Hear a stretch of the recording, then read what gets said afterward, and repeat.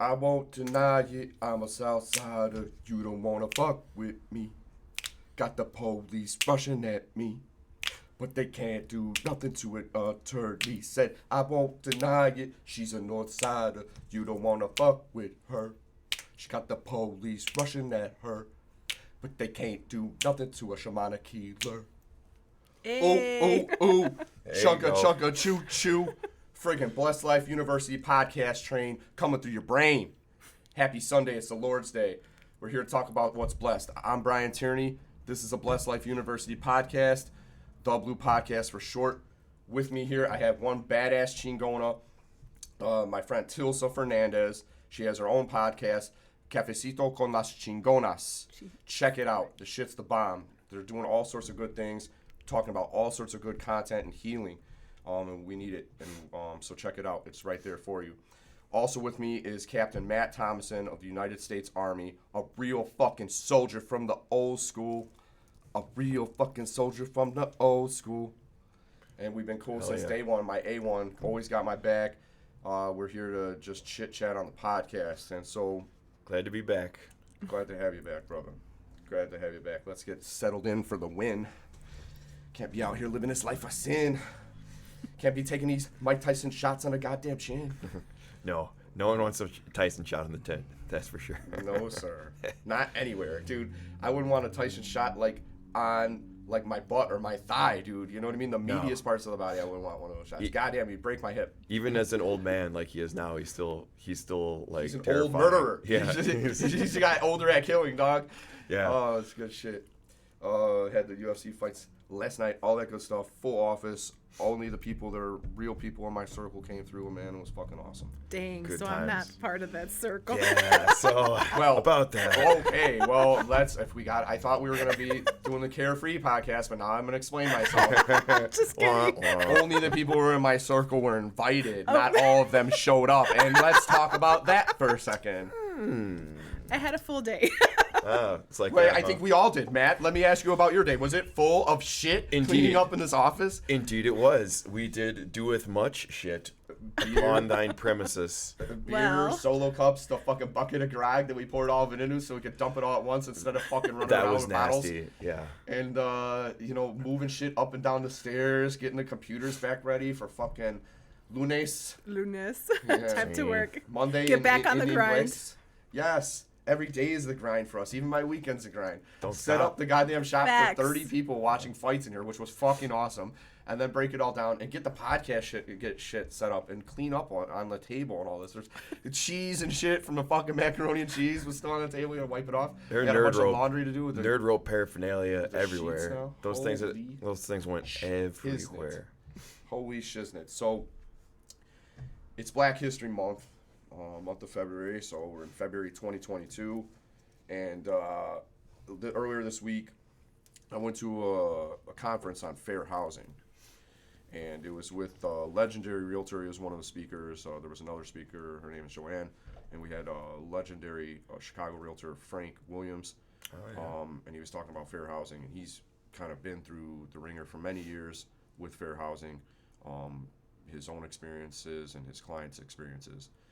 And so we're talking about fair housing. We're talking about, what is it that, African Americans want, as part of, just being part of society and being part of business. And he was just saying basically, like, we want inclusion. Like, we want to have a seat at the table. We want to have a voice, and we want to have a say in what's being decided, especially when it affects us. And I think that that's, like, the minimum that we could ask for, and it's hard to achieve, but I think that's the goal that we should be shooting for, like, regardless of color of skin, on the content of character and the idea of fairness, like, African Americans should always be included and should not have to be, like, questioned whether their decisions matter or their thoughts and their perspectives matter. And so, I wanted to talk about that today: diversity, inclusion, American values of freedom of speech and things like that, and then perhaps cancel culture too, which I disagree with on a fair fundamental level. But to stick with it, I have my own thoughts and theories, so I'll kind of present something to you guys and then kind of see what you think or what your thoughts are or how they mix in with my own. But I feel that, the reason inclusion is really important is that if you're going to segregate people and it's going to be done intentionally, they're going to develop their own culture. I mean, that's led to some very beautiful things in our society, but also, like, when people first arrived here in immigration years ago, my grandparents and my father, they would say, just, you get in America, it's a melting pot, and you assimilate. Oh. But if you don't give a race the opportunity to assimilate, like, how Tangential. yeah, like, if you're going to segregate people, but tell them, like, the whole thing you do here is assimilate, you won't even give them a chance to do that. Exactly. I don't think that's fair. I don't think anything good comes from that, and that's been going on for, like, 100 or more years in this country. Yeah, it's I think you said earlier that it's almost you're running theories that just because of, you know, the domino effect of slavery to segregation towards even after segregation with things like redlining and stuff like that, where they couldn't get you know, a loan to buy a house and whatnot. That was big here in Chicago too, you know. That almost, I think you said, described, almost developed like sort of its own subculture, like it's like sort of that was literally just excluded from the rest of society. So yes, and then they're also faulted for having those differences. And, I don't like that hip hop culture, or I don't like this and that. It's like, but you didn't allow people to assimilate enough, and then you're going to judge the subculture that arose from the very segregation that you're responsible for. It's just, yeah, it doesn't seem fair to me at all. And like you said, it can be a beautiful thing to an extent. You know, you have like a little thing like a microcosm like Chinatown or whatever. Like, that's nice, whatever. But they're not like, you know, that came up, you know, on its own. That wasn't like really like forced or whatever. Like there's areas like certain black neighborhoods and stuff that have been kind of like a product of like redlining and whatnot that are still like feeling those effects like to this day. And you know, there are awesome elements of black culture, and this is my opinion, but like they're all awesome elements of black culture. Look at, you know, the arts, music, whatnot, athletics, like all that would suck tremendously, like if it wasn't for the infusion of, you know, black Americans, you know, in our culture, and they're part in that. But then there's also issues of the subculture too, and that I think it's a combination of both culture, drug laws, you know, the effects of segregation, all interplaying to kind of create the issues you have. You know, obviously the big issues are, you know, black on black crime or whatever. Like, that's a negative offshoot of sort of like the microcosm that black Americans were forced into. And again, the drug laws play into that. It takes, you know, essentially takes your viable males out of the population, puts them in prison, makes them even more worse criminals. You get somebody on like a little drug charge or whatever, then you go to prison, you're not rehabilitated. We're a punitive system here in America, much more than we have a rehabilitative system, like kind of they do more in Europe. So we take people who may not have been criminals or whatever for, you know, drug possession, you put them in the system, and then they come out even worse, hardened criminals. So you have to do that to survive in the prison system. And meanwhile, like when being a criminal or a convict is a deep part of your identity, that's not a good thing for a human being to go through in life, you know.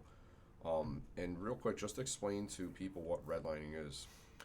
Redlining is essentially like banks would not give loans to black Americans to buy homes, to basically like get them, like, we don't want black people in this neighborhood here. We're not going to approve, you know, them for a loan. And so they're like, we wanted to be a participant in society. We wanted to have the American dream, which everyone, you know, home ownership, that's a cornerstone of the American dream. But they would redline their application like, this is not approved?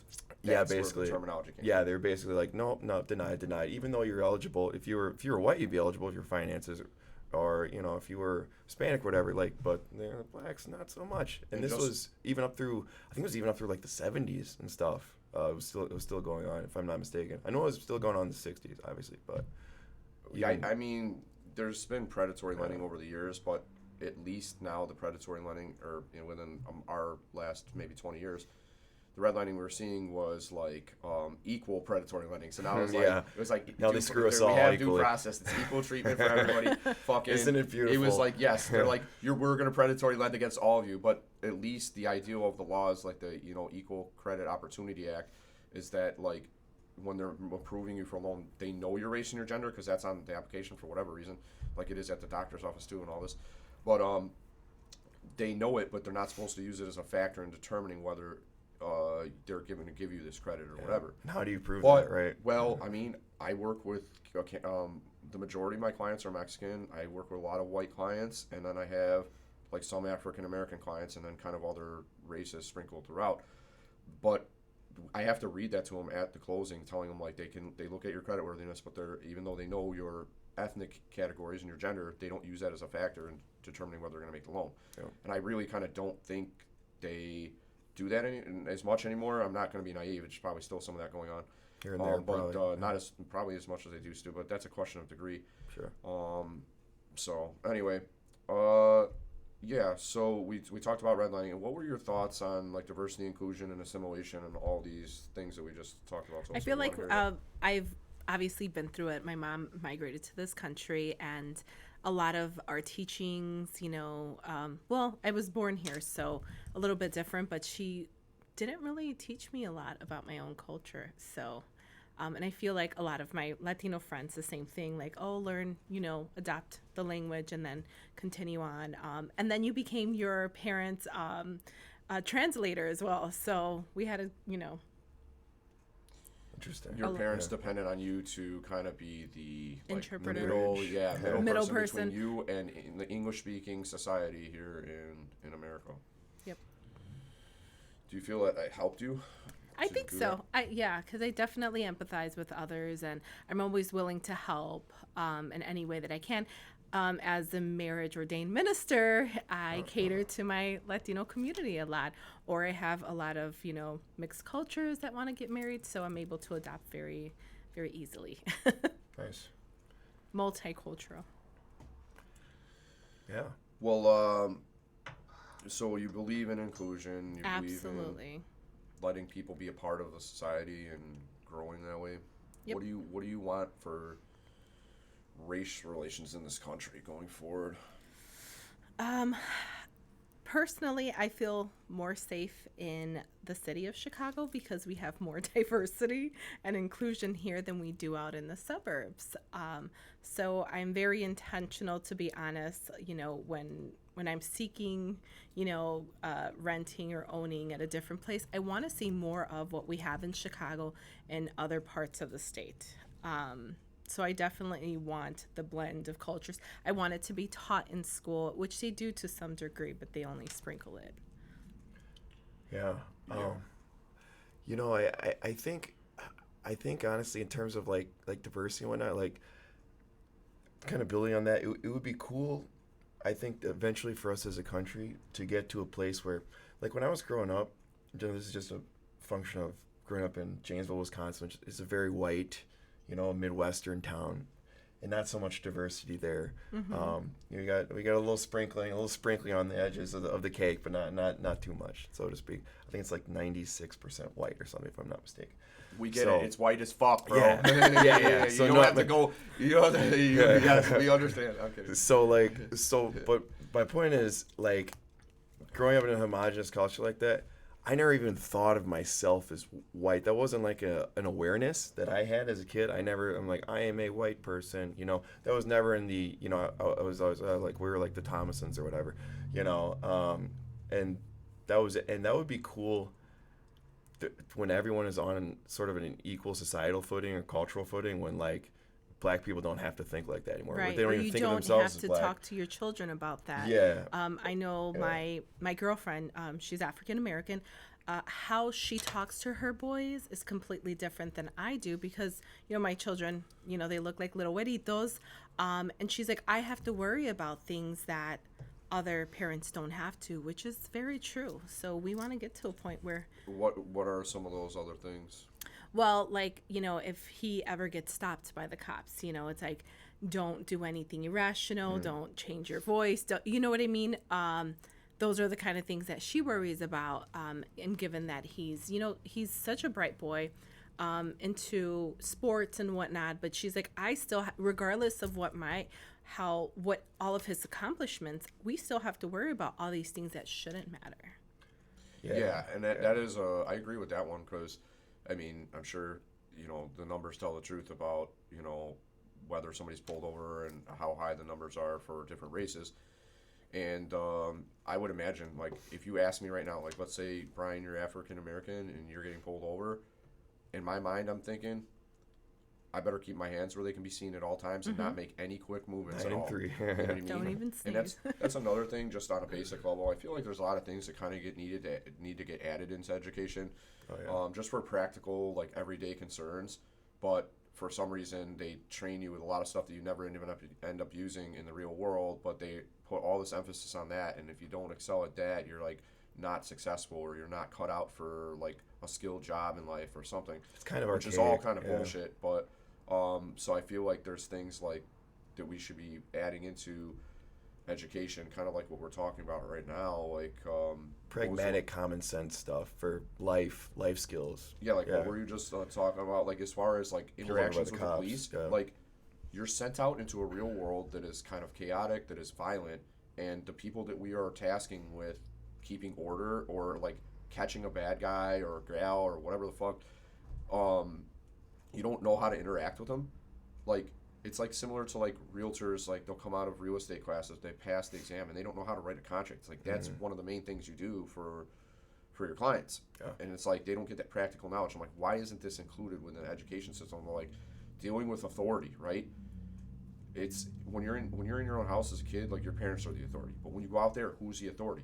How are you going to deal with those people, right? They're adults. They're tasked with like enforcing the law.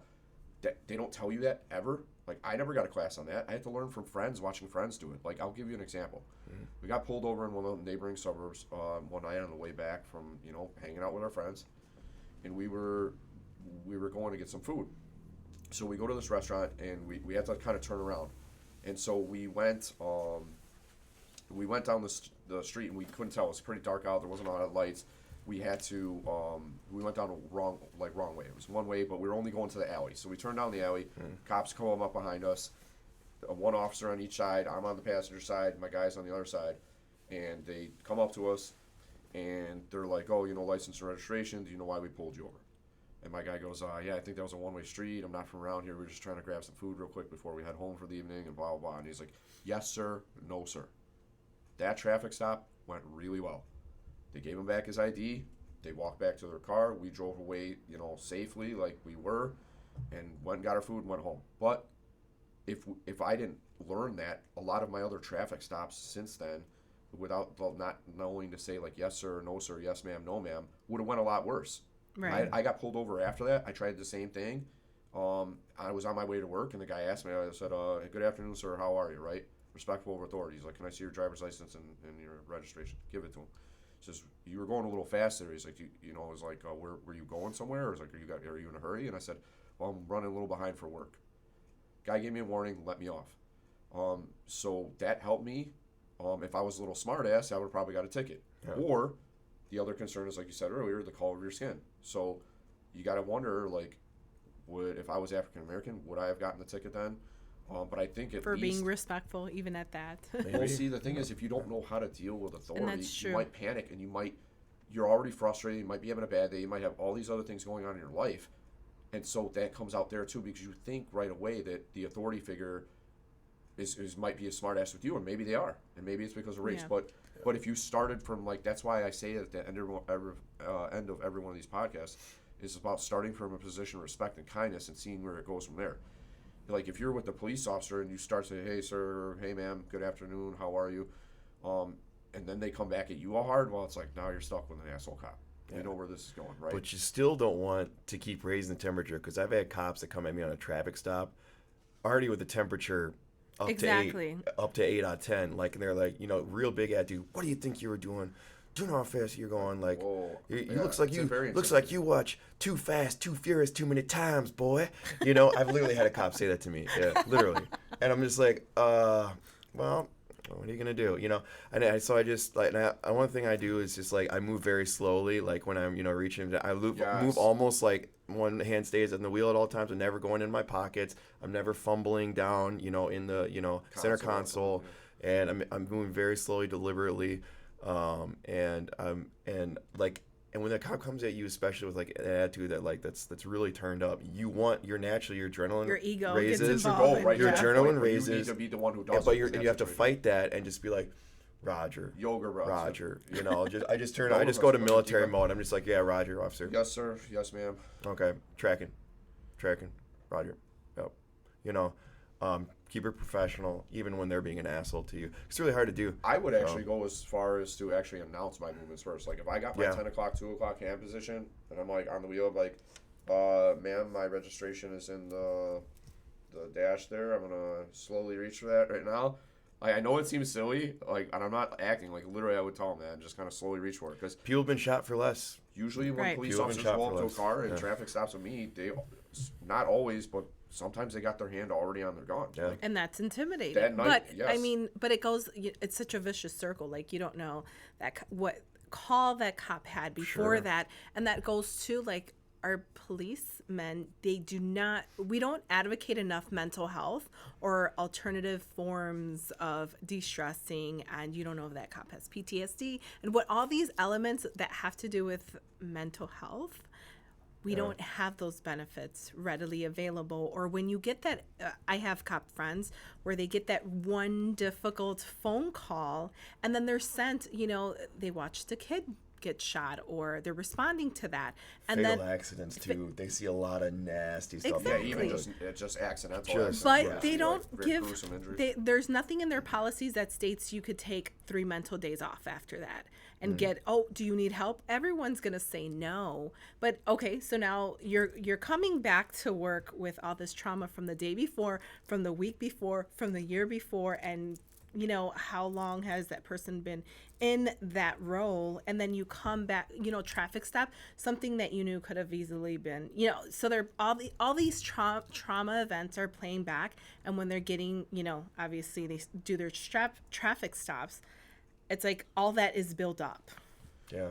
I think what we need is Kimmy Larson or somebody like her who's yeah. into meditation to like literally go to police stations and just like train them about meditation. Like I think that's a job where You should you have a probably need- meditation room. You should have just the same way how we have a mother's room, right? Most employments. well, even if they didn't have like a dedicated room, just to train them so that they can do it on their own. Because if you're like Matt just said and like we all just discussed, there's a lot of things that you see that you can't unsee in a police line of work. Like I have my good friend, he's a fireman for Berwyn, and he told me about like going up onto a scene in car accidents where there's like a decapitated person there and you're seeing their fucking head separated from their body. Like Grizzly. if you see that enough and over again, or people with just horrific, fatal, like catastrophic injuries, that shit's got away on you. It's like a collage that stays in your fucking mind. And so like if I was doing that job over and over again for years at a time and I'm like getting off the bed in the morning and I'm just like putting my head in my hands, like thinking about all those things from the past and then knowing that this is what I'm going to do all over again today when I get to work. Like I think they need a lot of other ways available, like you said, holistic healing and meditation and yoga and fucking exercise to help them deal with the fucking mental trauma that they're going to have to deal with as part of their job or from the past. I feel like there should be some type of policies that remove them, like just stay home for at least 2-3 days to kind of gather yourself. Well, with Instead the of going amount back into staffing the right line now, of they duty. need more people than they got. They've been canceling police officers' days off from work in Chicago for like months now. Yeah. I mean, not even months. It might have been since like the pandemic hit.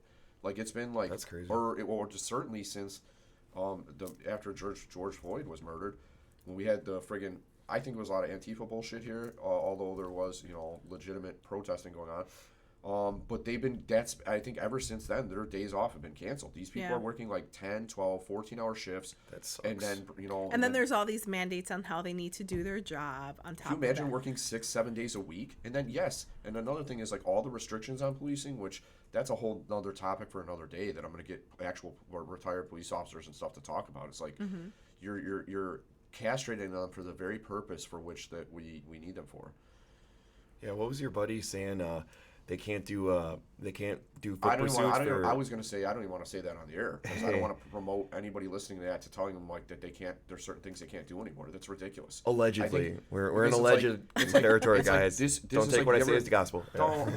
We're not apologizing for this. Yeah. Shit, but what we are going to say is this: you ever see these fucking commercials like, "Hey, come down to Florida or come to Michigan, pure Michigan, spend your money here." Like, I don't want to be the pure Michigan for these pure motherfucking criminals are out there that now know the Right. police can't do certain shit because what we are doing is fucking moral hazard and nobody talks about that with Mayor Lightfoot and all these orders that she gives them about how it's going to be policed, and then the same thing with this superintendent.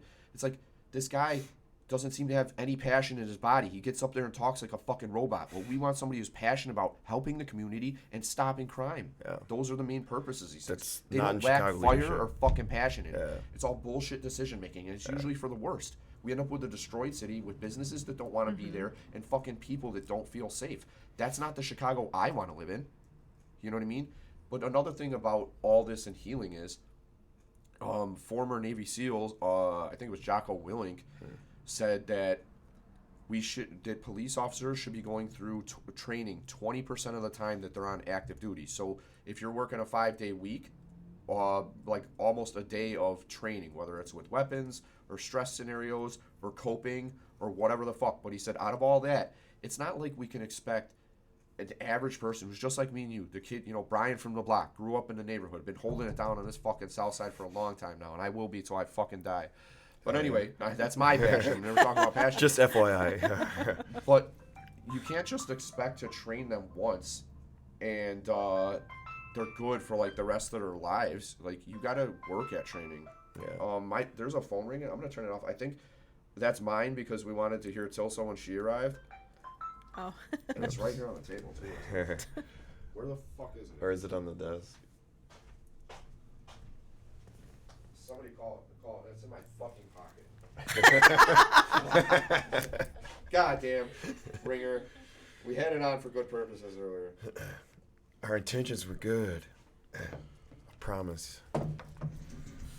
But yeah, you're saying Training Jocko's 20% point. of the time. That's a very valid point. And You that's can't what we just do in the train them once military. and then they never get any Yeah. other training after that. They just have to go in the That's locker room and throw on a uniform and get out on the fucking street. Yeah, That's crazy. and these are perishable skills. These are perishable skills that officers have that they need when it's crunch time. They don't have it. In my opinion, I think it's what leads to some shootings that could have otherwise been avoided. Cops who lack what we call empty-handed skills. You have no jiu-jitsu. You have no ability to handle yourself in a fight, so you go to your default, your lethal weapon to defend yourself when you're dealing with an ornery suspect. I've seen other cops who are very, very, very skilled, and they're empty-handed. So, yeah. You can keep on going. Yeah. And they're able to handle a suspect and subdue them. But sometimes, like, it's not the case, and the cop is getting their ass beat, and a cop doesn't know. When a cop is getting their ass beat by a suspect, they don't know if they just intend to stop after the cop is beaten down, or are they going to take my gun and use it against me? Are they going to beat me to death? They really don't know this. So anytime you engage in a fight with a police officer, that's always on the table. The lethality aspect is always on the table. And having empty-handed skills allows you to stop that before it gets to that point. And how do you maintain empty-handed skills? You don't just train jiu-jitsu once and then you become a master. You do what Jocko does. He's in the gym like all the time, like every week, multiple times a week. You're training, like you're saying, you're devoting 20% of your time to training. Same with your weapon too. You need to be proficient in how to operate your kit. Kim Potter thinks she's grabbing her Glock when she's actually grabbing grabbing a taser when she's actually grabbing her Glock. Ends up shooting that poor kid. Terrible, because she doesn't train. She's just someone who should be like a soccer mom or something, who's messing with a lethal tool that she is incapable of recognizing. Like, let me tell you, the weight's different, the feel is different. Like the Glock and a taser, you should be able to differentiate that. It's an absolute bonehead move. And if she trained on those weapon systems, she would understand what she was doing. But clearly, you don't, and people pay the price for it. So a couple of things that I wanted to touch on that you mentioned is empty-handed training. So don't let me forget about that. But also a few other different types of things. So I guess we'll just start right with the empty-handed training. I think just being able to defend yourself in general brings more confidence and calm. So we definitely need that. And to I've heard from some police officers that the way they used to do back in the days, they'd actually sort it out with those guys. They just have a good fisticuff with them. It's like, okay, you're a little upset, and so am I. Like, we're going to start fucking swinging. Dang. We'll beat each other up for a while. Old then school. Sometimes the cops got the better of it, and sometimes the other guys did. Then we were dealing with some really Give badass him the belly motherfuckers. club. But that was the end of it. You know what I mean? They went their separate ways. Nobody got shot. Fucking people didn't go into jail. They're like, all right, just, don't do that shit again next time or whatever. Yeah. And that was it. Now, you lay your hands on somebody, we got a fucking human rights crisis in America. You know what I mean? Right. Like, what the fuck's going on? Like, that's what they need to do. Like, you need to put your hands on somebody sometimes, right? Sometimes, yeah. I mean, are we being serious? Like, you know what I mean? Sometimes, and oh man, don't tell that to my drill sergeants because they'll go on about that with the new regulations, basic training. That's something else. But The problem we it's face here in Chicago, throughout society, yeah. problem we face here in Chicago is there's been such a deficit of training and treatment to these officers that we are now in a crisis situation in Chicago. Why? Because conservative estimates are way too low on the amount of officers we need. We're short about 1,000 officers right now. And neighboring suburbs and states are actively recruiting our officers away from Chicago because they know the morale is low in the police department. They know that it's become this, fuck shit game where they can't exercise their legitimate police powers and have to worry about what their orders are going to come down from, command or what they're going to be seen as in the public and all this. So they're leaving. They're not getting as many new recruits, and the ones that aren't being trained properly. And the thing is, the reason they couldn't even really do the training right now because they're already canceling days off, and fucking these people aren't getting a break. They're working like long shifts all these days of the week, and there's no time for training. They don't have enough hands on deck to even let them be trained properly. So they really need to focus on hiring good quality new candidate recruits, the kind of faces that they want to see out there on the street, and maybe somebody with a fucking moral compass. I don't know what kind of questions they ask, but like, what do you do for the community? Like, do you believe in connecting with people? What kind of social activities are you engaged in? Are we hiring a fucking sociopath to be the police officer? Or is it somebody who he's the Little League coach over here. He's got a history of fucking coaching or volunteering at a school, or he or she or whoever the fuck it is. You know what I mean? Like, she was a manager here and she has all these organizational skills and she brings that to her work and she helps people, sort things out. Do we really have to go to whether somebody's committing a crime first?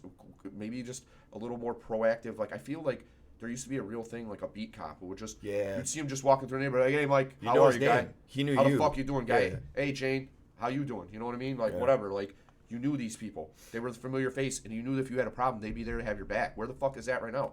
I barely see police cars driving through my district. When I do salute them, but they're on the move. They're not here for a particular purpose. They're either going somewhere, or they're taking a quick break, going to grab a bite to eat, and then they're going in as wherever the fuck dispatch sends them. I don't know any of these people. You know what I mean? Yeah. It's like different. I've heard it described as, especially in some communities, probably it probably almost feels like, I don't know if this is correct, but like an occupying force, like an alien occupying force. Yeah. I'm sure that's how it feels to some people, where it's like you don't know your cops, they don't know you, and it's kind of like an us versus them mentality. And that will only increasingly further polarize things, because there's just no jiving with that. It's just gonna. Yeah, you're here for one purpose, and that's to put us away or to take us off the street. Right. I mean, granted, their job is to stop crime and to respond to calls for investigation of crime or to, an emergency, an ongoing emergency. But like, what I feel policing should be is kind of like, it's hard to have a romantic notion of like, what might have been or what maybe never was, but what we want it to be, and then being out on the street. But I think like what I'd like to see is like, if I'm driving through the neighborhood and I'm the police officer, like, Mike or so-and-so invites me over to have some food. They just cooked, they were grilling or whatever. And it's like, hey, when you're walking the beat or when you're friggin' driving through, like, hey man, if you're on Saturday, I'm making some food, we'll give you guys a plate. Like, there's little customs and things that we used to do, and I don't know if this was common all across Chicago, but at Christmas, you knew what day, like, the friggin' garbage man would come. So you'd have, like, a friggin' 30-pack or, like, a card saying Merry Christmas with, like, 20 or whatever in there so they could go buy lunch. I mean, $20 was $20 back in the day. Obviously, can't even get a full cup of coffee from Starbucks now or whatever for that. Starbucks. Oh, I shit on them all the time. No disrespect. My sister-in-law works there. But, like, these little things that we used to do, like, when we think about authority now, and we think, like, a police, like you're saying, it's like an occupying force. Why is friendship or whatever taken out of that equation? Like, when we're dealing with people, like, I get it when you're showing up on like an ongoing emergency call, that's a problem. I don't expect you to be like, engaging in pleasantries at that time, but sure. And then what I would like to know, I would like to hear the training manual on how police are trained to interact with the public as well. Yeah, that'd be interesting. And then maybe start even doing fucking more role playing. Why can't we have that at a town hall meeting in Chicago where like a police officer comes in and says, hey, like, I've been doing this for like 20 years now, and I just want to know, I love all you people as people, and we just want to make sure that our interactions are going well with you guys, and fucking shake hands and do a role playing, like bring up somebody who's respected, like, hey sir, how are you? Like, this is the standard we want to set. Show that as an example. Why? You know what I mean? It's that simple. I just fucking solved the problem right now. I mean, maybe not solved the problem, but gave us a good foundation to fucking solve it. You know what I mean? They don't do any of that shit. And there doesn't seem to be, a leadership push. They might do it. I don't maybe, know and it's probably different with police department to police department, you kind of state to state. You know, there's a lot of variation too, but you know, I haven't really noticed. You know, I haven't noticed too much that there's not so much a push, to actually like for like I don't know like community outreach, whatever you want to call it, to where you're almost like. It's kind of like, I don't know if this is a good analogy or not, but something that like Special Forces does is that it interweaves itself into the local community. It tries to blend into the like indigenous community in an operational area or whatnot. So that's part of the things that they do sometimes is they interface with the locals. They're like, you know, that's why they'll have beards. They'll be rocking non-military uniforms and stuff. So how does this translate into what we're doing here? What are you saying? Interfacing Community in your local outreach. exactly interface. It's an effective term. Interfacing and interweaving yourself into a community, into a culture, allows you to operate better within it and actually understand it better. And once you're essentially inserting yourself and becoming a part of that community, it allows you operationally to have more leeway within it, to understand it better, to understand where the problem areas are, to understand, you know, what doesn't need attention, like, you know. So, and you're kind of, it's almost like putting your ear to the ground sort of, but when you're just rolling around like you're sitting in your cruiser all day, just, you know, on your little, you know, your little computer or whatever, like running license plates or whatever, it's not interfacing with community. Like, you know, you're not a part of community. That's why you're viewed almost like a threat, like an alien force, you know. So, but like what you were saying, where a cop goes to an event or like introduces himself, you know, goes to like a cookout or whatever. Like that's good. I think they should do more of that, as to the point where they're almost like a part of the community and not just like, you know, in the community's orbit, not like a moon or a satellite. Oh, I agree, 100%. Because I feel like right now they're more of like a satellite than actually like on the ground, in the, you know, like going door to door, going to, you know, different events and like intermixing themselves, you know, with the society. So I think they're separate. The reason that I was asking about that is when you were talking about the Special Forces analogy, you made it sound like a strategic, like, infiltrate the community, like you're trying to trap these motherfuckers. Yeah, like that's why I yeah. didn't ask where you were going with that. But It's you different. were saying to like The goal is to different, understand but- the community, Yeah. to Integrate share with in the their community. experiences. Yeah, and the goal is different, but Yeah. the methodology is the same, right? So the special forces are trying to find, you know, like terrorists or whatever, and that trying to, you know, get to know like from the locals who the bad guys are. But that kind of works, and I guess that could work also, you know, with policing as well when they intermix themselves with the community, become part of it. So.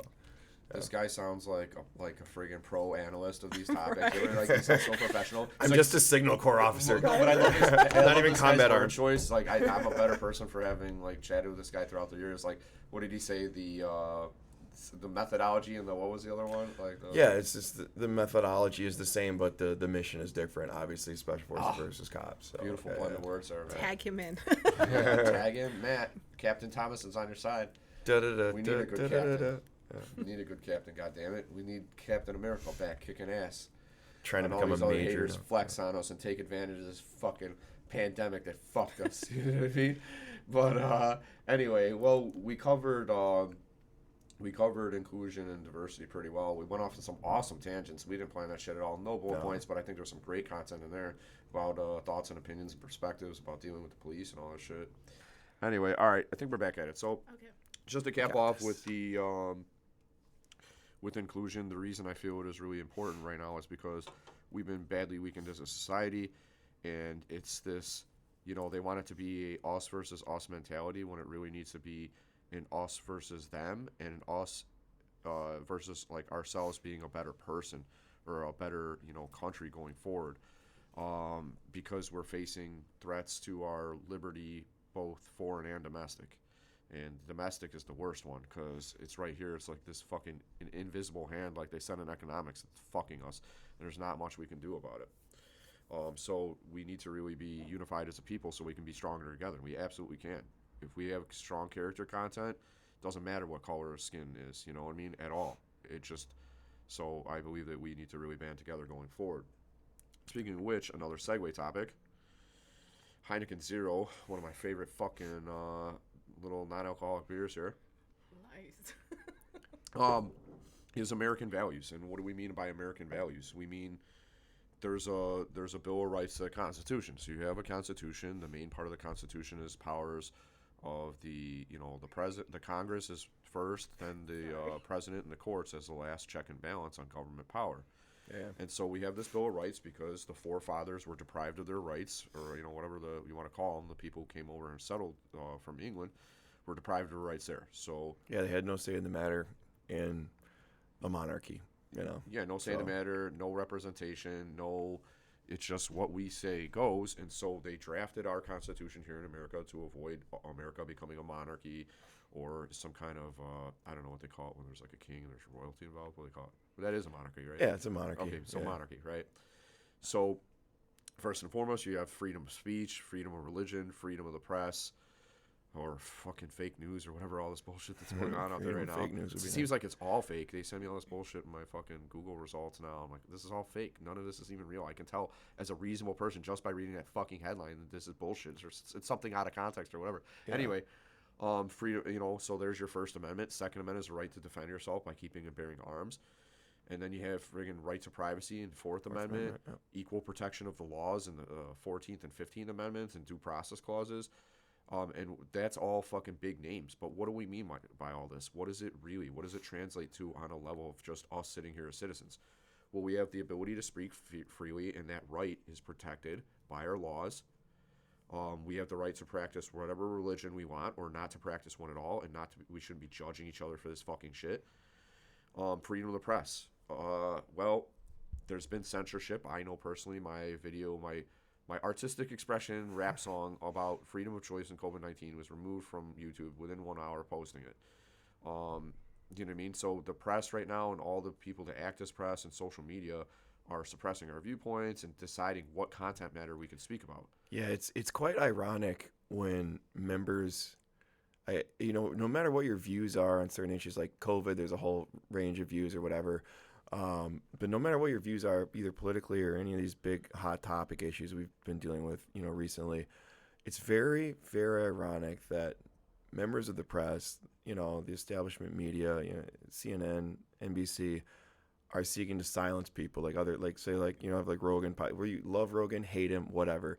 Like the irony of members of the press wanting to silence someone else for speaking is just hysterical to me. It truly is. And now, obviously, the Bill of Rights and everything says what the government can't do it, but then everyone's just like, well, these are private companies, like YouTube, Spotify, whatever. These tech companies, they're private companies that can platform who they want on their platforms. So, but I just think it's dangerous, like when media corporations like literally just when they're acting in lockstep with the government. To me, it's functionally like depriving of your free speech rights when they act in lockstep with the ruling party, whether that be CNN with Democrats, Fox News with the Republicans, whatever. They're just extensions of their parties, their respective parties, and they just go completely in lockstep, and they want to censor people that disagree with them politically, even though they themselves are media outlet. So it's very. I just don't like the lack of integrity there, and we can talk about objective journalism all day long and how that's completely through the roof.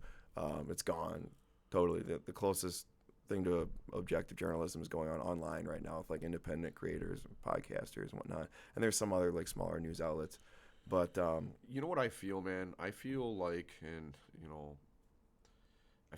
we've been separated from our national identity for a long time, and there's probably several generations out there now that have grown up not really knowing like what America means or what it stands for, why people want to be here, or why things have run, smooth without violent revolutions for long periods of time here in America. And that is because we should be rallying behind freedom. We used to do that all the time. I remember my grandpa, like he was actually just my neighbor, but he was like a grandpa to me, so he grew up right next door. And the guy fought in World War II. Came here, got to Ellis Island. They actually cut off a part of his name when he got to Ellis Island because they said people here wouldn't be able to pronounce it. So everybody he was fighting with on the American side actually thought he was German because they shortened his name. They took the ski off the end there, or whatever the fuck it was. He was and then, Slavic. and then it was yeah. There was some things like Yeah. that. People won't be able to pronounce that or spell it. It's too long. So they cut off part of his name, and they're like, dude, are you a German? Are you fucking trying to infiltrate our shit here? We're going to fuck you guys up over there. And so, anyhow, those people had a very strong sense of national identity and a very strong sense of living up to the values that we stood for as a country, like freedom. Like when has that become a thing that nobody rallies around behind anymore, like on a universal way? Like it used to be a threat to freedom, anywhere is a threat to freedom everywhere, and that's a kind of, they abuse those ideals and going into war in places like Iraq and Afghanistan. But the point is, like, we used to stand up for freedom. Kids don't even know about like their guarantees to even speak freely and all this shit. Why are we emphasizing it all the time? Like, we have the ability to speak up when there's something wrong. We haven't been able to do that for a long time. I think that's why I'm talking about stuff like this here, is like I believe in people's ability to speak about it. Yeah. You know what I mean? It's underappreciated. There's just the right to speak freely is underappreciated. And when you look at just throughout history, entities, whether it be, national governments, say dictators, authoritarian governments, say like North Korea, the CCP, you don't have, none of them have free speech. None of them allow you to say stuff that's out of line with the party position or to criticize the ruling party. And time again throughout history, those that seek to silence, those that seek to censor are almost never in the right. History almost never remembers them as being the good guys. You are probably the bad guy if you're trying to silence people and suppress their speech, more likely than not. So, no, granted, there's certain caveats. You can say you can't say bomb on air, fire in a theater, or whatever. Can't, encourage, instigate, violence or, fighting words too. So there's minor carve-outs, but generally speaking, when it comes to broad issues, saying your political opinions and whatnot, like if somebody is trying to silence you, they're probably a bad actor, in my opinion. I agree with that assessment. You don't really think about that. Like, I think, like, at the time, people are like, oh, well, they're silencing these motherfuckers because we're the other ones speaking about freedom of choice. Like, they're silencing them. They're doing a good thing right now. It's like, no, man. They might be fucking me specifically right now, but they're fucking you too in general. We're all getting fucked when speech is suppressed. Yeah. Like, on a medium that's artistic expression, I'm going to put up a song, like, let's say it's pure comedic intent, or it's to try to drop in some shit, and get people to question some things. Like, that's exactly what we need to promote instead of silence. And then the question is what we do about it. I was thinking that companies like Twitter, fucking YouTube, Facebook, maybe we should consider breaking them up on antitrust grounds or some fucking thing, because that's what we do to companies that get too powerful, where they're becoming a challenge to our national security and our fucking government. When did, you know what I mean? They come up with this shit. They call it like fair trade agreements. When was it all right to sell out everything we had that was valuable as a working people in this country to another fucking country because of making just pure profits? Like that's what shows you like what bad law and policy leads to.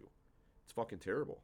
Yeah, it's definitely cost a lot. A few have benefited greatly to the expense of the many, certainly, within the last 30, 40 years of American economic foreign policy. It's always been to benefit special interests, benefit certain establishment players, whatever move your government makes. Like, my view is that the direction of the country, it's the helm of the country, steering the wheel, the captain, the skipper up there, he is steering that for the establishment, for elites, for big power players, big corporations. Like, there's a handful of people that basically run the show. Like, these huge private equity firms like Vanguard or whatever, they're buying up all sorts of real estate or whatever, trying to create modern like serfdom where everyone's a freaking renter or whatever to destroy private home ownership. Like, that's what they want to do. That's the vision they have. And they're going to put their money behind people in politics that are going to benefit them and drive that direction. So the average blue collar Joe Sixpack or whatever, like, the government does not work for them at all. They think they elected someone, they think they have a say. They really don't. I mean, that's my opinion, that like the average American's voice, opinion, interests have nothing to do with how the country's being run, actually. It's totally separate. And some people might think that it's like, is it really that bad? But like, as an American, I'm 37 years old. I kind of think it is. Like, everything that's happened with COVID and the way we've been treated for the past 2 years and what's going on with the media, I don't trust my government. I don't know if I'll ever trust them again. I haven't trusted politicians in a long time. And then also, I don't trust the media. When I was a kid, I was like, yeah, you could watch the news and, you'd be, they'd shoot you straight or whatever. You know what I mean? I never really watched cable news. That's where the real bullshit is dumped on. But what I'm saying now is, like, they're saying perhaps that Biden may be upplaying the threat that's going on with Russia invading Ukraine just to deflect attention from his own shortcomings right now and his, botched exit of Afghanistan, and to like take heat off of how bad things are going for domestically and for his own approval. And we've seen that in the past. That's not even a fake thing. Like, it's an old politicians playbook. do shit like that. It's been going on since like the 60s and Nam and all that shit. For sure. Johnson did it, I think, with getting involved in Nam or remaining involved or whatever. He got involved and then Nixon remained involved just because it was ongoing. So anyway, whatever. It's not a history lesson. Point is just, maybe it's not that. Like, if there's 100,000 Russian troops on the Ukrainian border, that gives me fucking pause for concern, because, like, you can train anywhere in Russia, but you're going to go fucking line up your shit there and get it in formation. It's a flex. It's a big flex. It's a huge, huge flex. Yeah. It's come at me, bro, from Putin. Just, yeah. He's on his horse, shirtless, with his 100,000 Russian soldiers. Come at me, bro. Yeah. Well, or he's going at them and he's going to take what he fucking wants. And it's like, what message does that send the world? What message does it send the world about our actions? Are we going to be there for people and stand up for freedom? Or are we just so badly weakened that we're not going to really do anything about it? Or not even that we're weakened, we have ability, but the president won't use it in a way that's prudent or proper. And that's another thing is, if this motherfucker is going to be the commander-in-chief, I don't want some fucking musty old dude who sat in the fucking Congress for like 60 years. You know what I mean? He is kind of a corpse. You know what I mean? I want somebody who's fucking young, energetic, passionate, and knows how to operate a military. Why are we giving the final say about things to somebody who's maybe never even served in the military? Like, you had at least fucking George Bush Sr. served in the military, and Junior kind of did. I mean, I guess. Yeah. He has it on his record. I'm not trying to doubt the man's military service or whatever, but he was in Air Force, I think it was. I think he was Air Force or like experimental test pilot. Yeah, but the old man was the old man's man. Like, that's a guy who that's like, he's the fucking military guy, old school, But he killed JFK too. Just kidding, YouTube. I'm not. What, George Bush Sr.? Yeah, he was. I've never heard that. Yeah. But anyway, he was in the CIA with in Dallas when when that happened. Yeah. So he was. It's the conspiracy theory is that he was running the CIA at the time, and that's in the CIA. That would have been a long-term play. So that one day I'm going to be president, and I've killed this guy back in the '60s or contributed to it. Yeah, that's we'll talk about that. Yeah, we can get into the conspiracy theories in another podcast, a real deep rabbit hole. So Jesus, I got all kinds. I don't think we can get in any deeper of a rabbit hole. What do you think, Tilsa? I'm good. Yeah, I'm agreeing. That was a beautiful response. But yeah, no. So, like I said, I don't trust the government, and I don't trust the media. Like, I feel like I said earlier, if the standard of government obligation to us is act in our best interest, I don't believe that they have, and I don't believe that they, as we speak, are doing that right now with the way they're running things in response with COVID policy and stuff like that, considering how weak we are as a people. And then also, as far as trusting the media, like, it could be just to make a military move or playing things up. Like, they just use the media as another tool of leverage, I feel. And then worse still, you have people that actually believe in it, like fucking sheep. They're all on these fucking just lining up to be on, whatever, you fill in the blank cable news channel just to just be the mouthpiece for that message. Like, I'm committed to the cause, Yeah, I just don't like how what's the word? I guess polarized is a good word. Or that people have gone with their media consumption. You can either chug down Democratic propaganda on CNN and NBC, or Republican propaganda on Fox News, and like there's no nuance in the mainstream. There's only literally Joe Rogan is the only mainstream, because mainstream like thing with actual nuance and or any kind of balance. So everything else is just dyed in the wool partisan, and that's unfortunate because, like you said, people will just like latch on to that. Like they'll hook up the news IV and just download that for I'll see it these old like grandpappies or whatever like watch Fox News all day and just they'll hear that day in day out, or you just turn CNN all day in day out every night, and it's like my guys, you are like, this is not news, this is literally like party propaganda, like it's Yeah. straight up. So that leads me into one of the other points that I kind of mentioned for this podcast is like something my dad always told me. He's always said, be an independent thinker. mm-hmm. The problem is right now, I mean, it has been with cable news and then social media and then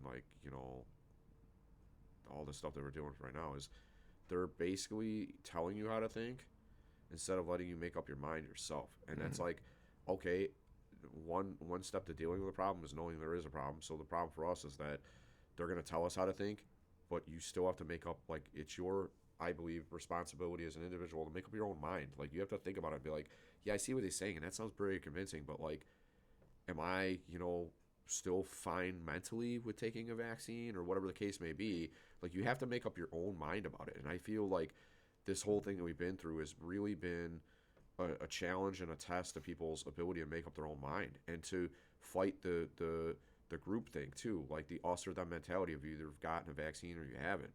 But I believe that at the end of the day, like, you gotta be very wary of, like you said, number one, the people who will censor you from speaking because they're usually the bad guy, but people who force you just one thing and tell you how to think about it as well. Like, you still have to make up your mind at the end of the day and feel what's best for you, absolutely, personally, and how it's really going to play out in your everyday life instead of just like going on something that creates a division just because it's being fed to you.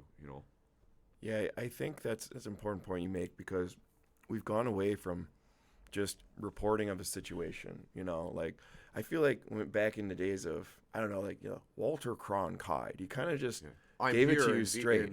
He's like, this is what happened. And as opposed to a talking head reading from a teleprompter, opining, telling you what to think, we have subjective coverage. They're not reporting the facts. They're telling you, it's always some spin. Like, this is not objective journalism. This is all a subjective take. Like, this is their opinion on the matter.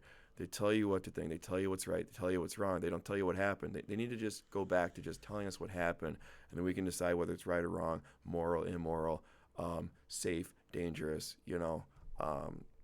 but it's just literally, it's just spin, and it's amazing, like the programming. I'll see it, and like, so if you actually like look at the amount of data that's being given to you, that's being portrayed through the TV screen, very small amount of data, but they'll have all this like punditry, commentary, opining, and all these emotional like monologues and shit. It's only the headline. And and it's like very little of substance was actually conveyed in this news program. I mean, they just milk this like tiny bit of data for like a half hour of programming. It's like not much was. You could have literally just given me the download of like the 2-bit download as opposed to the terabyte of you bloviating for an hour about it. Just fat, gassy fucking media that needs Pepto-Bismol. Yeah, like the Bill O'Reilly take. Yeah, like, we don't need any of that. Yeah, like, hey, I'm the fucking old white guy next door, and we golf at the same country club. I'm gonna tell you how to fucking think about this. I'm a successful motherfucker. Exactly. So, none of that. So we talk about what do we do about all this. So I was thinking, maybe there's some antitrust issues, but another thing is it time for a constitutional amendment? Probably never happened because it's super hard to fucking amend the Constitution to create stability in the Constitution. But, like, although we normally have our Constitution applies to the government, so if like, Walmart doesn't want you like fucking standing there at the register processing and be like, hey, take a hike, like, this is not your house, your big box house to come into and like spew your free speech and or whatever. But we have to ask the question of whether YouTube and Twitter are different, and if they are, is it because that they're so big, they're like the outside, like we can go out there, within the rights that we have and the carve-outs and do some fucking free speech, but these places are so large, like the metaverse and all this shit, like I don't have free speech there. So it's like as soon as I step into that world, Right. I don't have fucking free speech anymore. Like, but they're operating here, and they're one of our, they're our company or something. Like, we have no control over that. Like, if it's gonna be free expression and freedom, freedom of speech, they get to decide on content, what's gonna be displayed and what's not. It's like, well, what do we need to make some kind of carve out? Like, and I don't know how we do that in general terms in like the First Amendment.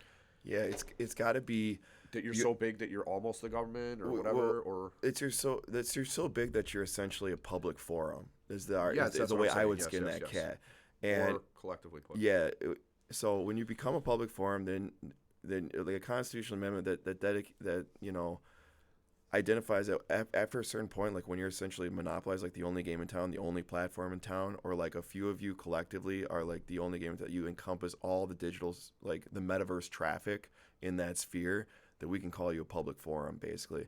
And I think that's doable, because then you can actually like impose, I don't say impose, but like build in free speech protections if it's a public forum essentially, and you categorize it as such. So you're saying there doesn't need to be a change because we already have free speech law includes public forum places. We just need to equate in a law that these places are so large because of the amount of traffic of the public. They're discourse. Essentially a public forum. Yeah, they're essentially a public forum. Okay, that seems nice and easy.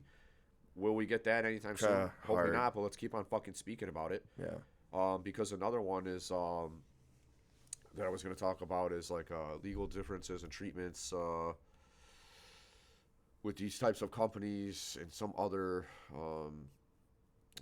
capacity, but I don't recall off the top of my head. But yeah, so you think already that if they're treated as a public forum, then we should have free speech there as well. Yeah, I think so.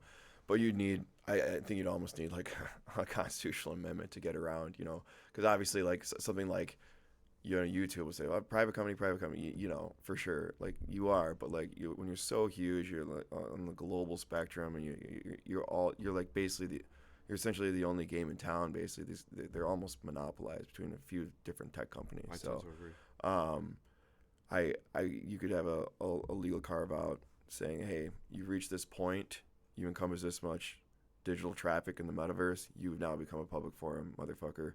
Good. Now your silly like community guidelines and all this bullshit that you use as an excuse for like censoring people, demonetizing them, like you can't use your own arbitrary impositions now. This is more open sphere, so you cannot arbitrarily subjectively confine it as such as you have been doing. So yeah, but how you go? I mean, actually getting the political motivation to set that into.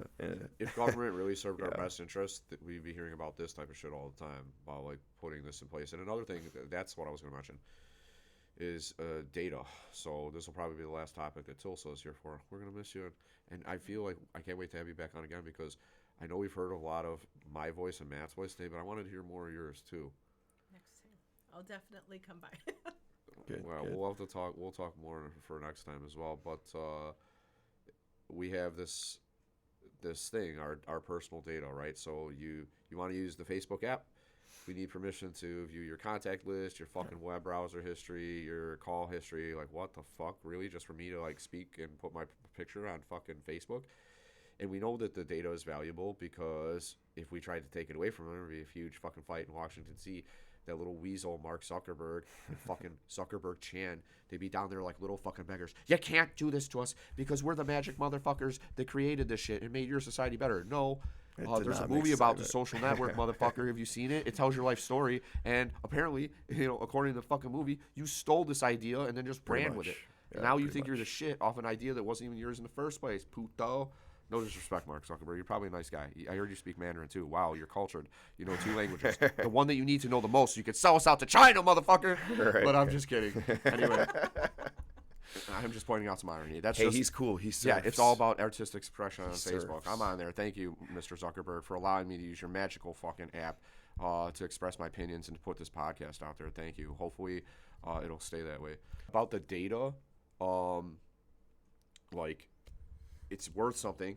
Why do we have no say in it? Why aren't politicians fucking stepped up to that place for us too? It's like, it's either you have to pay us like a subscription fee. Do you want to use my fucking data every month? How about it's $16 a month for me now, cocksucker?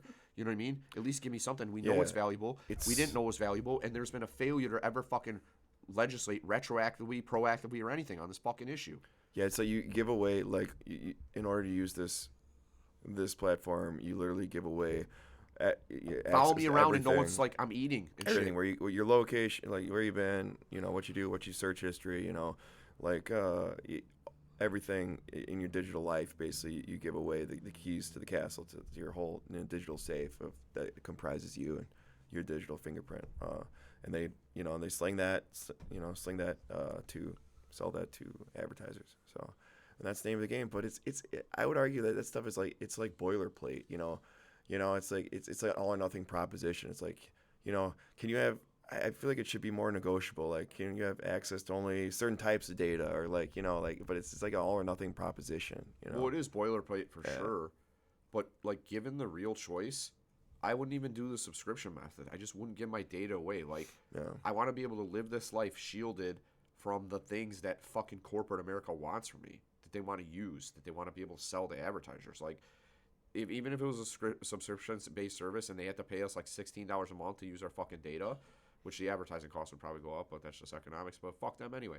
I would not even make the choice. Giving away my personal data and let you follow me everywhere like some kind of creepy Big Brother motherfucker who's listening to me through this shit probably right now, and Siri's listening to you all the time, and whatever other names they give to these fucking recording devices are, they literally listen to you all the time. That's how they tailor your advertising and fucking give your data away to everybody else. It's like, I would just choose no. Like, I don't need whatever minuscule amount of money you're gonna give me. I just want my fucking privacy from all you motherfuckers. I love your apps, but I want it to have, like, a good purpose. Right now, the purpose is shareholder profits. But, like, I don't give a fuck about shareholders. If I'm using your app and I want to use it, it's for the actual purpose for which it was created, is social expression and fucking connecting with people. That's what I want it for. I shouldn't have to fucking give them all my data, you know, valuable data, and without a choice in the matter, even if it was paid or not. At least, hey, I don't disrespect hustle. I fucking came up in that shit. Like, if somebody wants to sell their data for $16 a month, let them have the fucking choice. Right now, it's being taken from us, and the people that we are charged with, like, protecting us, the government, fucking done nothing about it at all. They barely talk about it. Like, when have you heard a politician saying, you know what, you should either have a choice to give away your data rights, or you should at least be getting paid for it? And I think that's the kind of legislation we're going to put forward. That's a fucking joke, man. I don't want to get too fucking fired up about this, because we got a Super Bowl to watch later, and Tilsa's got to be on the run right now about the greatest danger is you have to judge.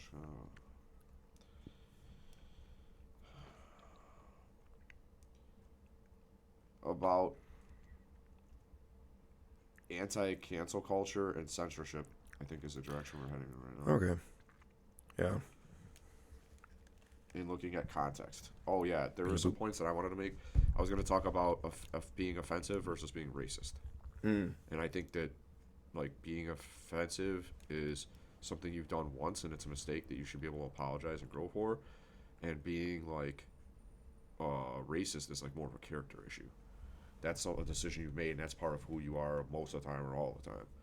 I don't know. I just feel that there's, like, especially comedians, because they take chances to be funny, and they think that you laugh at this, like, well, you know what, you're not part of this group, so you don't really get to make fun of that or something. Yeah.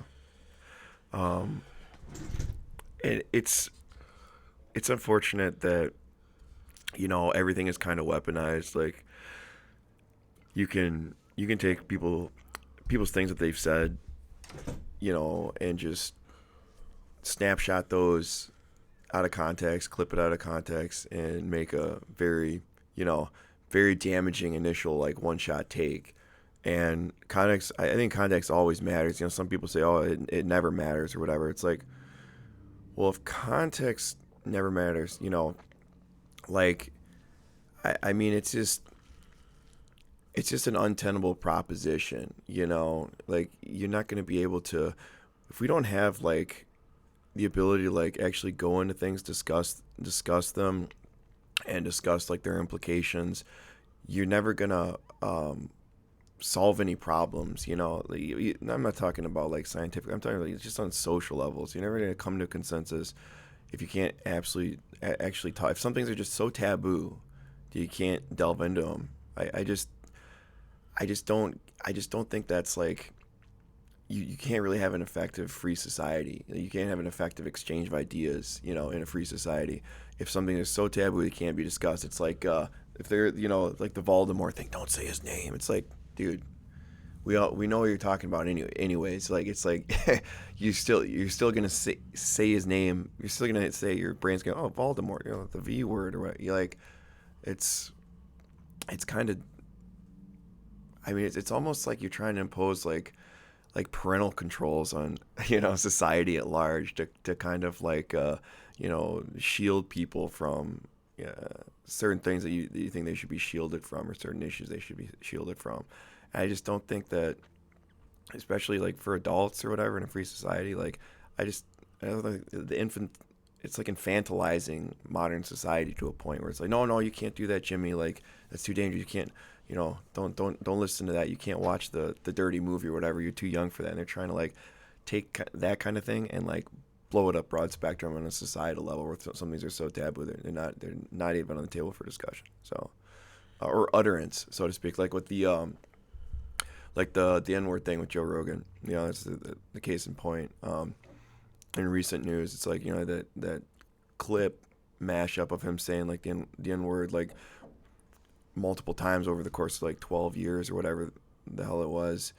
And it's like, dude, he wasn't ever calling anyone that. Like, he was recounting that, like, I believe he was recounting jokes from other comedians and whatnot.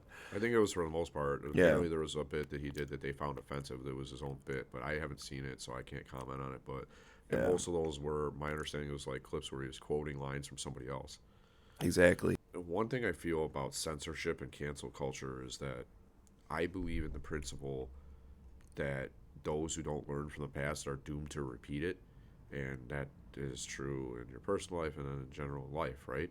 So it's like, if we're going to erase the scars that we have on our country and not talk about it, act like they never existed, how are younger kids going to be, in the new generations, be taught that stuff like that is bad? You know what I mean?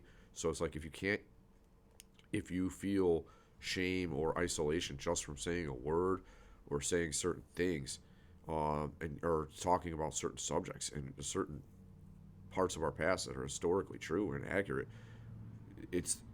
you can be duped as a society into going through it again, and like this us or them type of mentality, and be without the understanding of what happened in the past, and and moving on in some ways, but remembering that this was a dark time in our history or whatever. Then we could be tricked into doing it again, and our children will suffer the same fate that people did in the past, just because we acted like this didn't exist or it didn't happen. And then I think the only real way to healing is our ability to talk about these things. We have to be able to talk about them and learn and grow and be better, because what I think an ideal society it would be is that you can go to school or you can go to work, like you said, without thinking about race or differences. You just are, and so erasing this completely, it kind of gives you no basis for growth or learning going forward. I don't know. I needed a better night's sleep, son. I can't like articulate my points the way we want to. Well, but the point I think is just like, I think I know what you're saying in the sense of I've noticed, so the hyper focusing, at least the hyper focusing that I want to stay, maybe the online community or the mainstream media outlet community is focused on, like the very, very focused on race, and we're literally like, we're like a search and destroy for anything that might possibly sort of kind of be associated even or construed as racist or whatever, when it's kind of like a racist witch hunt. And there are definitely, and I've seen them like just these old, like, dyed in the wool racist motherfuckers that are just like, they're usually older, like white people that are just, they're so set in their ways now that they're like, dyed in the wool. Like I knew one guy, I won't say who, but like he was a grandparent of a childhood friend of mine, and he would like drop hard R's on people, like just driving around in his car, like yell at like random black folks, like dude is just a recalcitrant racist motherfucker. Those people exist, but I met like one of them, you know, and I you know, and I grew up, like I said, in Janesville, like in like an almost all white, you know, community or whatever. They're quite rare, but they exist. I think there's been a sort of like a witch hunt to like pretend that there's more of that stuff out there than there is, and it's definitely out there, damn right. But to the extent that it's portrayed as, and I don't think so. And like, you know, since trying to cancel somebody for like a comedian for like saying the N word is like what are we doing, guys? Like, what is this our priority? Like, why don't we? It's very convenient. Like this, the racism witch hunt. It's very convenient deflection from actually taking a hard look, sitting down, and delving through the real problems that affect Black America with income inequality, the prison system, and the fuckery with that, like for-profit prisons, the drug laws, reforming the drug laws, bettering schools in minority communities, reforming them. Things that would actually help Black people. I don't think any Black person cares that Joe Rogan said the N-word, you know, over the course of 12 years or whatever, multiple times. No genuine and good faith actor actually gives a shit. I guarantee you. Well, I believe that if he was saying it in a way that was intended to, or was directed directly at somebody, or intended to offend somebody, or a reasonable person would be offended. Yeah. Those should be more of the standards. If he was calling somebody that offensively, he wasn't. Because we've seen a lot of people come out in, you know, social media and the media just saying, like, I know him, I don't think his character is racist. He may have sent some offensive jokes and repeated, you know, things that other people have said, whether it be in comedy bits or movies, but I don't think he's a racist. And you look at the people who have been on this podcast, Dave Chappelle, Snoop Dogg, I think that if they genuinely believed Joe Rogan was a racist, that they picked that up about his character, that they wouldn't have agreed to be there. They wouldn't have been on a show. No, they tell him to go to, you know, take a hike. Yeah. Yeah. To fuck off, for sure. So I think that's why we see that, and it's important to see what we see too, because I don't think that what they're doing is they're deceiving you into thinking that we found a character flaw with this person. Character flaw is like something where they pretty much decided, like, this is part of their personality, this is how they react. Yeah, we got to write them off. We got to write them off. But yeah, that's I think comes between the difference between being offensive and being racist, because being racist is like something you're programmed to do, and it's a habit for you or whatever, and that's just how you respond all the time based on the differences of skin color. Whereas, like, saying something where you're like, ah ha ha, you know, like, that's the way you drive or something, and it's something like a stereotype about driving. You're just trying to be funny, and maybe you miss the mark, and you know what I mean. But it's like most of the time with comedians, like you're judging this guy for using N-words. Like most of the time, what he's trying to do is make people laugh, and he's repeating like prior bits of somebody else, an African American comedian, and you're like, I know it looks bad. That's a problem about even using the word in society, right? And it does carry a lot of heavy weight with it, right? If you think about what the N-word means, it's like, is used to belittle somebody, and it's it's a dirty word for somebody who was considered property, or like to refer to slaves. It's a very offensive thing. So we definitely, I know with the weight that word carries, you have to be very careful about how you use it and when you say it. And so, you know, now we're seeing that even using it when you're repeating something somebody else said or a movie line, they can try to use that to cancel you too. But what I'm glad to see is that there's certain people where people will come to their defense because they believe in their character or they know it.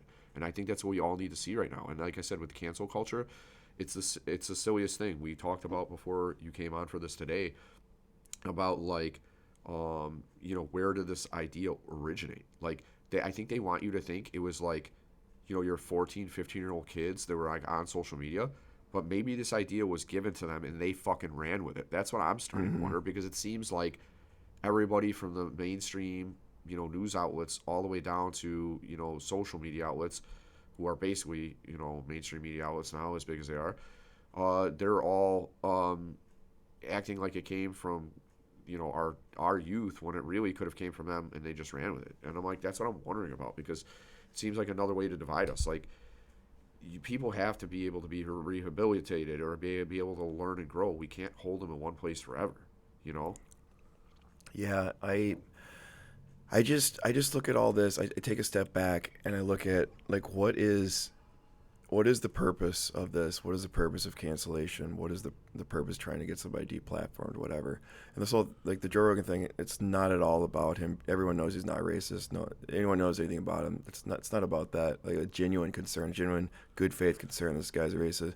It's because he's mopping the floor with viewership on mainstream news outlets. He is now the mainstream news outlet. Like the podcast is. So it's something like 11 million views per episode, more than CNN. More than NBC. Almost all of them combined. So they're seething with jealousy, and he's taking their market share. So there's all about. At the end of the day, it's all about money. Well, I think the primary motivation just right now, business. the most proximate motivation, was just that he had world's like leading doctors on. Well, first of all, he had, Kevin, Dr. Kevin, or McCullough? Robert. Well, he had Dr. Robert Malone, And then Malone. who holds 9 patents to the mRNA vaccines, and basically was like the key ingredient in forming this technology that we use for the vaccines. Yeah. Like, this is the guy who made it possible to do what we're doing with these vaccines. They're upset that they had him on, and they talked about all the, detriments of vaccines and forcing people to do this. And then he had Peter McCullough come on saying, like, hey, there's other ways we could have treated this, and a lot of lives would have been saved. And instead, we've allowed a lot of people to die and suffer, and their families to suffer, because we didn't even make an attempt at early treatment. And so that's, I think, the most proximate cause of this. Like Rogan said, he said this is a political hit job, and that's the headline they focused on. So that's how they've used that to control what people think about this, is that this is a political hit job. But it's funny thing is that's actually true. Like if we use politics and say the word political hit job in a broad sense, what's happening is exactly that. They don't like the fucking message he stands for, so they're going to take him out politically, like not let him have that sway. This guy's not even a politician. He's somebody who's just talking and trying to open up the eyes and promote awareness about what's actually going on in society. And another thing is, they were talking about why didn't he have fair balance. It's like, well, a lot of the guys that he would have had on to debate these people won't show up because they know that there's fucking flaws and problems in data and what we actually know about the vaccine and its side effects. Well, but he's had on what I don't like is that they, like you said, they gripe to him about not being balanced. But he's had people on. He's had mainstream guys on like Gupta. That's God, Gupta. I don't even want to hear his name. It's disgusting because he's such a fucking tool. From CNN, in the mainstream message. He was on Sesame Street trying to promote vaccination to children, put that in their fucking head as little children, that this is a good idea, go ahead and do it, even though they have brand new immune systems. That's the reason that friggin' according to Dr. Malone on Rogan's podcast, is that their immune systems are basically brand new, so they don't really get bad cases of this, and you don't necessarily need to inject them with a vaccine or whatever. Yeah, I mean, and even if they're you get guys like Malone and McCullough, and even if they're wrong, right? Which they could be. Like, I don't understand because we have Rogan's had people on who are like flat earthers, right? He has people on who are like, conspiracy theorists or whatever, all kinds of stuff. But he's also had, mainstream establishment guys on like Gupta, and he has Josh Zepps. He's had very pro-vaccine people on. So which they'll never give him credit for. It's like, oh, you should have more like pro, like dyed-in-the-wool vaccines are the solution for everything, party line stuff, and that's fine. But it's just like, how much more does he need to do? And it's not, and he's just a guy who's talking to random people he finds interesting. So I just don't feel like no matter what he does, it's never going to be good enough until he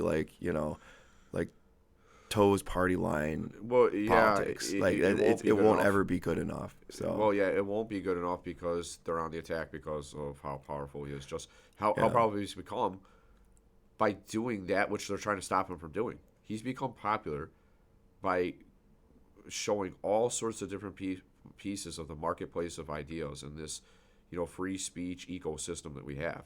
He's brought people from, health, military, politics, from all science, over. So super random. comedy, whatever. Yeah. Like all of society, Rogan has covered so many different things with so many different guests. And so the thing that they don't like is that he does it so well, and he has good quality of guests and of such a variety of perspectives, and he has intelligent conversations with them and asks them intelligent things. Like, I could barely get through this podcast on a bad night's sleep. You know what I mean? Like, and this guy does it all the time, and he does On it the really, reg. really well. On the and reg, they're upset that he's been successful at that, and they're not. And Yeah, they won't that's be what able I'm to saying. create it like him. It's about the market share that he's taken up. I really think, because you say it is, yeah, partially political, but I think it's more about money. I think it's more about business than anything when you look at the mainstream news outlets, because they were coming after him before the COVID stuff, before yeah, Malone, but never this hard. but they never had anything so radioactive. So now they're really doubling down, because he's blown up so much, and he really blew up a lot. After the move to Spotify too. So he's grown even bigger, and this has made them, shaking their panties a lot more. Well, that he's and gotten they're also bigger. jealous that they're not Spotify. That's Right. another problem. So, but like, remember when he commented on like trans athletes competing against women and stuff like that? They came after him, tried to label him as transphobe, all that. Like that was wrapped like in they've a been stick, at I him. don't think, but- They've been at him before, but they just never had anything radioactive to like lunge upon. Now they're all the more motivated to lunge upon him, get him deplatformed so they can take back some of that market share. It's just business. So pure and simple. I don't think they're going to be successful at it. I don't so think like, they how are. hard can they Yeah. possibly wrap it up? So let's also mention the fact that one of the people who, I guess, assisted with putting the montage of Rogan saying the N-word on yes. the podcast also themselves Has had said said the the N-word. N-word on video. Yes, it was three brothers, I believe. They're part of some, I don't know, it's some kind of activist or marketing consortium. I'm not sure. Sounded kind of like a scam to me, but I don't know. Anyway, so Dave Portnoy, he's he runs Barstool Sports or whatever. He was on like a Zoom call with these three brothers that run this organization that had spearheaded the cancellation effort based on Rogan's use of the N-word, put together the clip or whatever. And this is alleged, though. He has apparently, he doesn't want to out the name of the person. Like, there's one of the fiance. This is the fiance of one of the brothers, and was texting back and forth with the fiance, and he was using the N-word in his text apparently. And he got this from like some kind of friend or family member of the fiance. He didn't want to out the specific person because they're not directly involved, but apparently has dyed in the wool, irrefutable proof that one of the cancelers about Rogan using the N-word himself was used the N-word too, which is hilarious. So it's always, it's just a, let he who is without sin be the first to cast a stone type thing. And it just shows you that this is not genuine. None of this is not a genuine concern. So this is just, just another hit job, another attack vector. So The problem with it is that people believe it, though. That's the problem, because I feel like the concerted attack of like shortening our attention span and using it against us has really worked, because people will hear that soundbite and that's the only thing they cling to. So like, I had a friend, we were out at dinner the one night, and we were talking about how they had like other alternative like early treatments for COVID, and she goes, "Oh, that's the horse dewormer one, right?" And I was like, "Ugh." I'm like, it's like, yes, there's and a no. veterinary version Yeah. and there's a human version. The people that are human that are dealing with the virus are taking the human version, and like, there's different antibiotics for like horses and dogs and cats than what they give us at the pharmacy. Chemically or molecule level speaking, like, they're probably this very similar, if not the same. Otherwise, maybe they have a couple of other things added in that are more for animal purposes or whatever. I don't know, but there's different versions, and like, people believe it, right? They heard that. So then I'm listening to the radio station the other morning, and a guy I respect and like says that he was like, I heard about Joe Rogan saying the N-word, and I hope that like one of the black UFC fighter kicks his ass or something. I'm like, so you automatically believe that like what I believe underlied that statement, and what made me feel bad because I like this guy, is like, you actually believe that he's a racist. Like, so it's anybody who's not like of a certain race can't utter a word because automatically they'll be a racist, and we have to judge them and condemn them as a society without looking at context. And that's what that I believe about speech is the reason that Rogan's podcast does so well is human language is complicated and learning is complicated, and every subject we deal with is complicated, and yet they've cut it down into these bullshit bites for everybody to listen to and act like human interaction isn't fucking complicated. Like, in order to be fair and to give context in something, that takes time.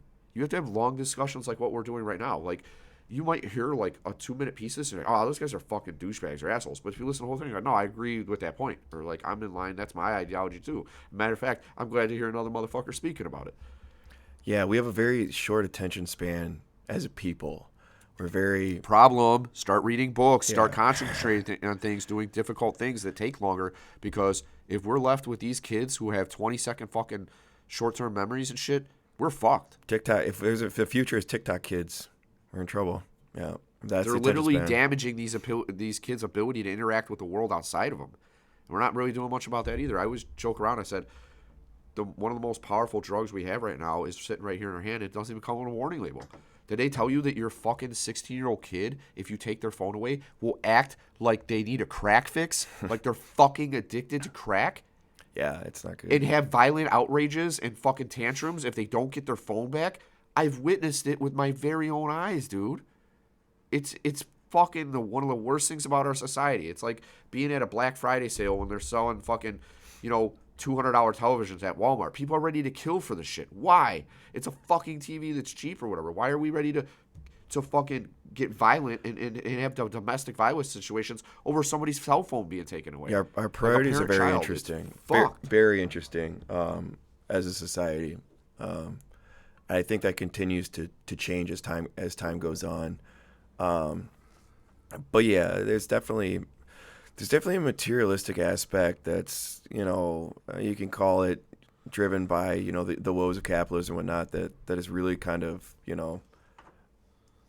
developed, I think, to a greater extent in modern society than has even, in our parents, grandparents' generation, like the materialism aspect, like, because when you look at, like, I want to say, like, my grandparents, like, they grew up in, like, like a rural farm in, like, some, like, tiny, like, shack house or whatever in Western Virginia, and you had, like, 5 pairs of clothes, and maybe the whole family had, like, 1 car or whatever, and, like, you're considered doing all right.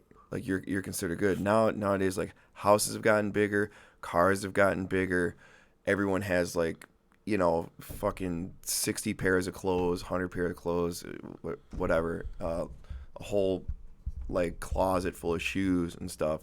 And I really noticed it to an insanely greater extent in the Victorian era, because one of the things I've learned about, like, my parents are huge antiques buffs, history buffs who go lots of old house tours, and and I look at, and, like, people would have, like, it would be amazing, some of these old houses, like, they don't have closet space, like, to the extent of a modern house, because people didn't have as many possessions. Like, that's one thing you'll find when you have a really old house is almost no closet space. They would have, like, a wall locker for, like, all their, like, worldly, they have, like, 3 pairs of clothes. I had 1 shirt, 1 pants, a pair of shoes. And those were the ones I wore. And whatever technology, manufacturing, everything has created the modern, Westerner to be a very, very materialistic and individual on We have a grand problems scale. of abundance in this country, Yeah. whereas in other countries they have problem of lack. They don't have enough food. They don't have enough clean water. They don't have enough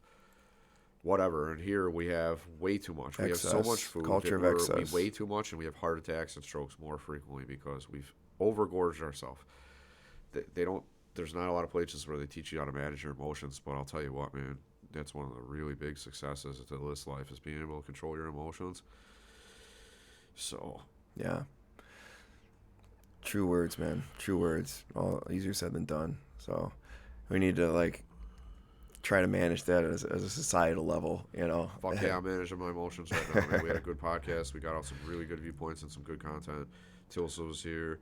My co-host, Kimmy Larson, was not able to make it today. She's out of town helping family out, and so just shout out to her as well. But We had a good night last night, and we're gonna have another good night tonight. So tonight is Super Bowl Sunday. Yeah. So not only is it the Lord's Day, but it's America's Day too. It is Super Bowl Sunday. It doesn't matter what party you are, what race, what gender, whatever the fuck. Everybody seems to just watch the Super Bowl and then watch the halftime show, which is what a lot of people say they give a shit about the most. I just like football as a relaxing activity. I don't have a horse in the race or whatever. I'm Me just neither. watching the game to relax. I'm gonna sit down, be with my friends, raise a cup to the friggin' good life. You know what I mean? Turn up. Cheers, Thomassen. Have you with me, man? Good brother to watch my six, Good watch being my here. back. That's what they say. Watch your six, because six is behind you like your back. You know the deal. So, guess we'll wrap it up and we'll say, COVID is contagious, but so is happiness, motherfuckers. So, spread happiness. It's free to do. It doesn't cost you anything. And so, what I say is that I've gotten along with people of all different races and genders in my life just by starting from a position of kindness and respect, and trying to share a laugh and just trying to spread happiness and be happy myself. The universe seems to reflect that back to me. So what I say is just always start from a position of respect and kindness, regardless of a person's gender or race. And if you do, your world will be a better place, and so will everybody else's. And so for all these reasons we just talked about, on the podcast, is that we're very divided. So, it's time to be the change we want in the world, and diversify your, include your friends and people of every race into what you're doing, and just be nice to people everywhere you're at, and tell this to your family, pass it on down, because what I hope,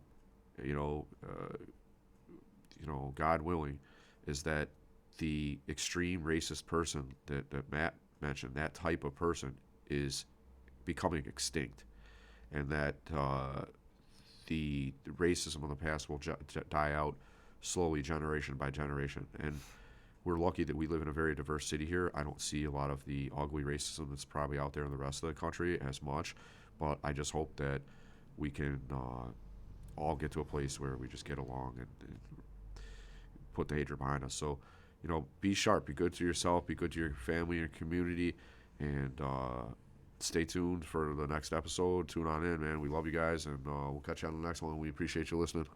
Peace Amen. out.